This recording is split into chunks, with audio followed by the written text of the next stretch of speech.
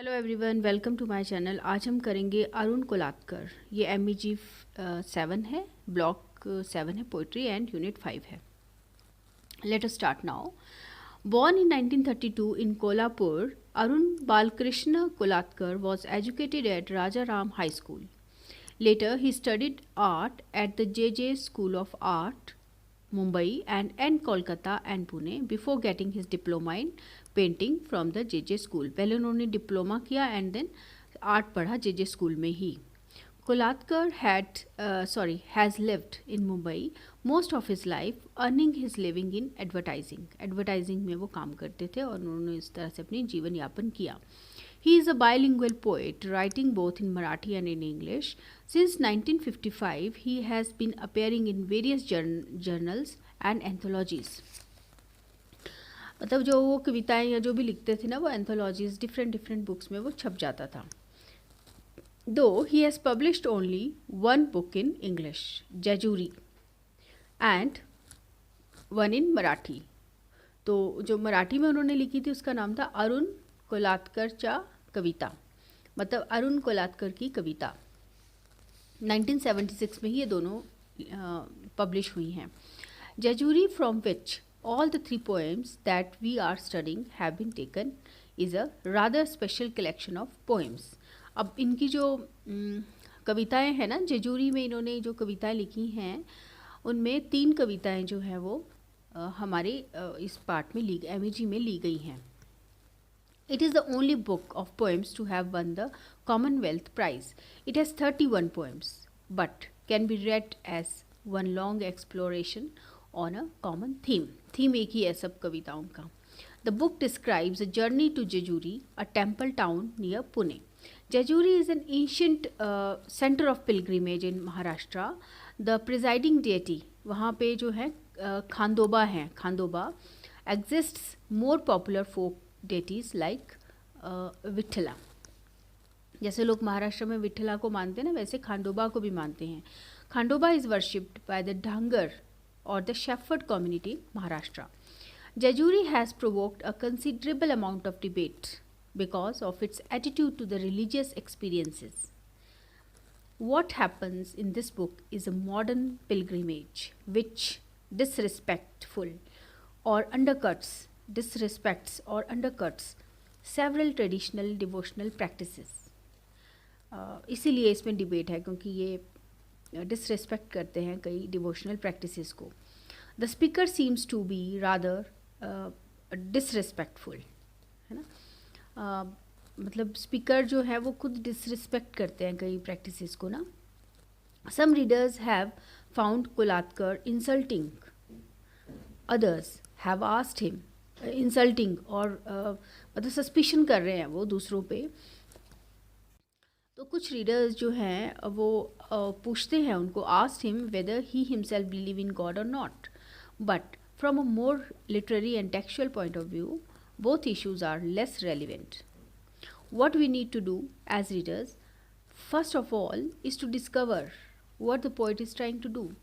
अब वो जो है वो तो डिसरेस्पेक्ट कर रहे हैं, पर एज अ मीन्स रीडर हम जब इनको पढ़ते हैं ना, इन पोएम्स को पढ़ते हैं, तो वो हमें ये समझने की बहुत ज़रूरत है कि पोइट करना क्या चाह रहे हैं।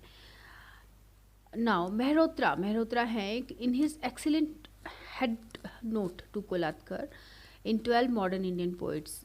मेहरोत्रा ने जो हैं उन्होंने 12 मॉडर्न इंडियन पोइट्स एक बुक लिखी, उसमें उन्होंने लिखा है इनके बारे में कि gives us a clue when he says, एक क्लू मिलता है हमें कि वो कर क्या रहे हैं जब वो ऐसा बोलते हैं ना। मेहरोत्रा ने अपनी बुक में लिखा है कि the presiding deity of Jejuri is not Khandoba but the human I.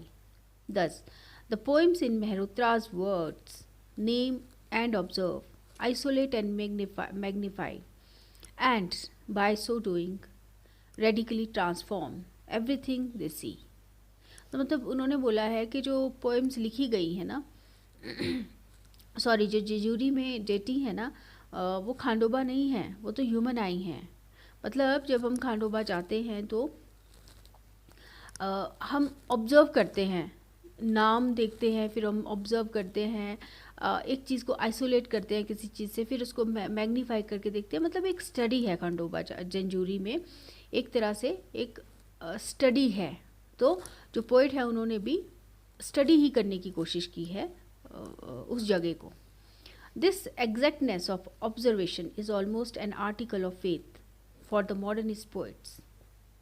They wish to look at and thus make things anew. वो जाते हैं, वो जगह देखते हैं और उसको एक नया रूप देते हैं।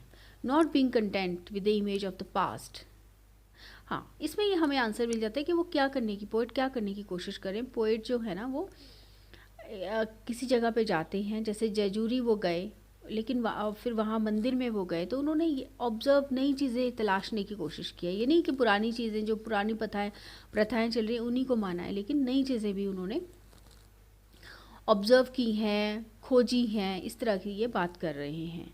तो मैं फिर से पढ़ती हूँ। This exactness of observation is almost an article of faith for the modernist poet. They wish to look at and thus make things anew, not being content with the images of the past, images filtered through the colored glasses of other people's words and deeds, है ना। तो ऐसी images को देखने की वो कोशिश कर रहे हैं जो उन्होंने दूसरों की आंखों से देखी। दूसरे लोगों ने कलर्ड ग्लासेस लगा लिए और उन्होंने कुछ कुछ बोल दिया, है ना। मतलब कलर्ड ग्लासेस का मतलब है कि उन्होंने अपनी डिफरेंट आंखों से वो चीज़ सामने आई है, और फिर जो पोइट है वो जयजूरी गए और उन्होंने उसको फिर से देखा कि वहाँ क्या चल रहा है या किस तरह की इमेजेस हैं। Discarding the burden of tradition doesn't always make bad faith but may actually prepare the ground for a new vision and creation. ये तो है ही। Jejuri then is about noticing and observing what is before us, not giving it a name of sacred or holy just but because it is considered so। मतलब जो हमारे से पहले चीज़ें आई हैं ना उनको तो सेक्रेड मान लिया जाता है। जैसे हम किसी मंदिर में जाते हैं, जो भी वहाँ प्रथाएं चल रही हैं, जो कुछ भी है उसको बहुत सेक्रेड मान लिया जाता है। लेकिन वो बोलते हैं कि उन चीज़ों को नोटिस किया जाना चाहिए, उनको ऑब्जर्व किया जाना चाहिए। In such doubt in such skepticism is a certain, skepticism means doubt, just wait, is a certain kind of sacredness because adherence to truth produces a sanctity which the blind imitation of tradition cannot। अब ये क्या बोल रहे हैं? ये बोल रहे हैं कि इस तरह का जो डाउट आदमी में आता है ना,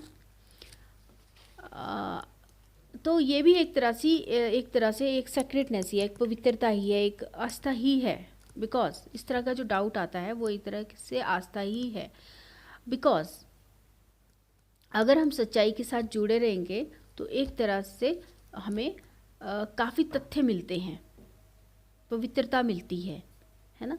wish the blind imitation of, हाँ देखो ना, हम किसी चीज़ पे ब्लाइंड फेथ करते हैं जब, है ना, तो ब्लाइंड फेथ किए जाते हैं, लेकिन जब उस चीज़ को हम ऑब्ज़र्व करते हैं अच्छे से, उस चीज़ में खोजते हैं कि हाँ क्या है, तो एक तरह से ज़्यादा पवित्रता, ज़्यादा ध्यान आ जाता है उस चीज़ के लिए, ज़्यादा हम उस चीज़ को मानने लगते हैं। ये इस तरह से बोलते हैं।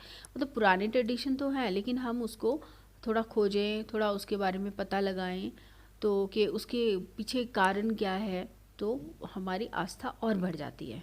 यही इनके बोलने का मतलब है। Thank you so much. Please subscribe my channel.